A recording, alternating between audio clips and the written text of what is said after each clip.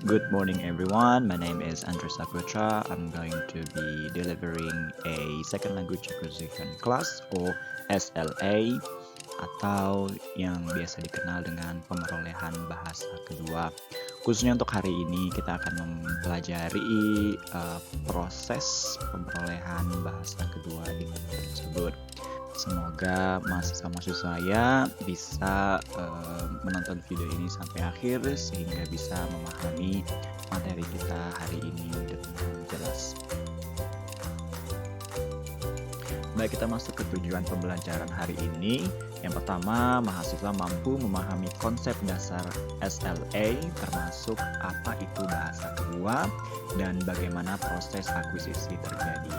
Kemudian mahasiswa dapat mengidentifikasi faktor-faktor internal seperti motivasi dan usia, dan faktor eksternal seperti lingkungan, belajar, dan peran bahasa pertama yang mempengaruhi keberhasilan dalam mempelajari bahasa kedua. Berikutnya mahasiswa mampu menjelaskan teori-teori utama dalam SLA seperti input hypothesis, behaviorism, and sociocultural theory. Adapun pengertian dari second language acquisition adalah proses belajar bahasa kedua di luar bahasa pertama atau bahasa ibu seseorang. Ini adalah konsep penting dalam linguistik dan pendidikan bahasa karena mempelajari bahasa baru melibatkan mekanisme dan strategi yang berbeda dari saat mempelajari bahasa ibu. Lalu pertanyaannya, apakah ini sama dengan foreign language learning? Pembelajaran bahasa asing biasanya terjadi di luar lingkungan penutur asli bahasa target, sedangkan SLA bisa terjadi di dalam lingkungan yang kaya bahasa target. Misalnya, seorang pelajar internasional di negara berbahasa Inggris yang belajar bahasa Inggris. Lalu pertanyaannya, apa pengaruhnya terhadap pendidikan?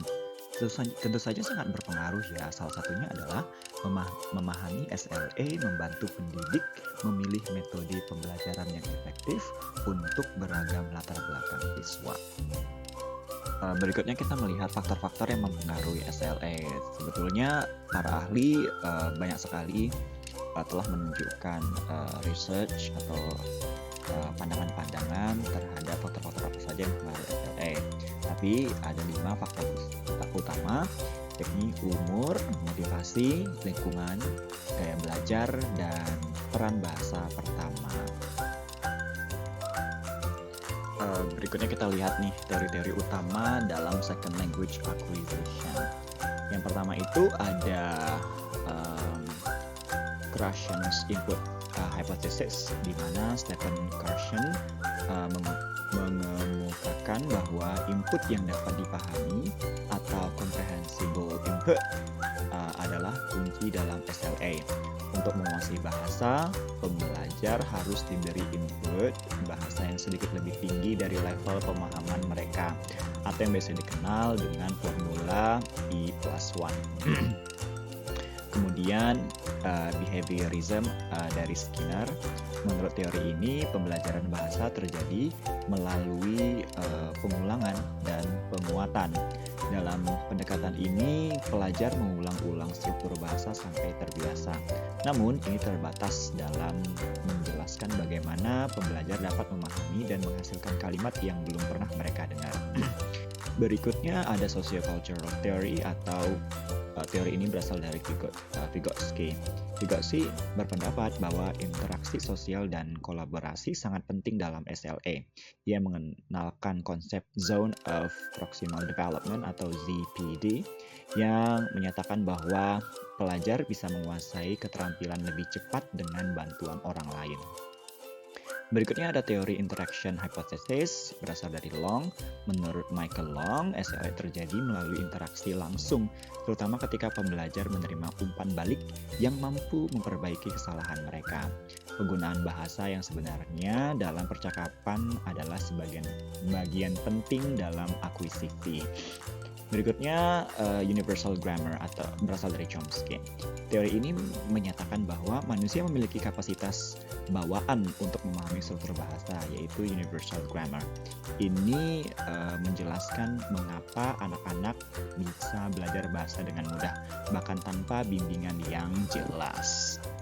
Baik, saya akan menjelaskan tahapan dalam second language acquisition. Ada 5 tahapan. Yang pertama itu adalah pre-production atau silent period. Pada tahap ini, pembelajar lebih banyak mendengarkan dan menyerap bahasa tanpa berbicara banyak. Mereka memahami dasar-dasar bahasa target melalui paparan, namun masih sulit untuk berpartisipasi dalam percakapan. Kemudian pembelajar mulai mengenali kosakata, frasa, dan struktur kalimat, meskipun mungkin hanya sedikit menggunakan bahasa secara verbal. Contohnya aktivitas mendengarkan cerita atau percakapan tanpa kewajiban merespon secara verbal. Berikutnya ada tahapan early production. Pembelajar mulai berusaha menggunakan bahasa target tetapi hanya pada tingkat dasar dan seringkali terbatas pada frasa pendek atau satu kata. Berikutnya pada tahapan ini juga terjadi pembelajar mungkin menggunakan kosakata dasar dan mencoba menjawab pertanyaan sederhana meskipun dengan kesalahan. Contohnya aktivitas menjawab pertanyaan ya atau tidak atau menggunakan kalimat sederhana seperti I want water atau go home. Berikutnya ada tahapan speech emergence. Pada tahapan ini, pembelajar mulai lebih percaya diri dalam berbicara, menggunakan kalimat yang lebih panjang dan mencoba berkomunikasi. Meskipun mungkin masih terbatas, mereka mulai bisa berpartisipasi dalam percakapan sederhana, mengajukan pertanyaan dasar, dan memproses dengan lebih baik, walaupun masih ada kesalahan tata bahasa dan pengucapan. Contohnya aktivitas mendeskripsikan gambar atau peristiwa sederhana, atau bercerita tentang rutinitas sehari-hari. Tahapan berikutnya adalah intermediate fluency. Pembelajar mulai berpikir dalam bahasa target, memiliki lebih banyak kosakata dan lebih mudah mengekspresikan ide-ide kompleks. Mereka sudah mampu memahami dan merespon percakapan lebih baik, berkomunikasi dan situasi lebih luas, dan memahami konteks sosial dalam penggunaan bahasa. Contoh aktivitasnya, berdiskusi tentang topik umum, memahami materi akademik, dan menulis paragraf sederhana. Berikutnya yang terakhir itu adalah advanced fluency. Pada tahapan ini, pembelajar mencapai tingkat kefasihan yang hampir menyerupai penutur asli. Mereka bisa berkomunikasi secara efektif dan memahami nuansa bahasa. Pembelajar tidak hanya menguasai kosakata dan struktur bahasa, tetapi juga bisa menyesuaikan bahasa dengan konteks budaya dan sosial. Contoh aktivitasnya, berpartisipasi dalam diskusi akademik, membuat presentasi, menulis esai, dan memahami humor dan idiom. Oke, sepertinya sudah cukup panjang lebar saya menjelaskan apa itu second language acquisition, proses second language acquisition, kemudian teori-teori utama dari second language acquisition, dan faktor-faktor apa saja yang mempengaruhi second language acquisition.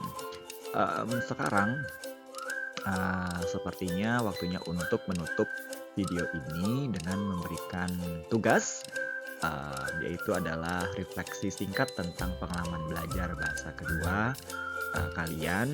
Kemudian tuliskan juga apa faktor yang mempengaruhi dan metode apa yang efektif dalam pemerolehan bahasa kedua kalian. Anyway, that's it. Itu saja yang bisa saya sampaikan di video kali ini tentang second language acquisition. Bapak harap kalian bisa memahami video ini, memahami materi ini dengan baik. Apabila kalian kurang paham, kalian bisa mereview video ini atau mereply video ini ulang.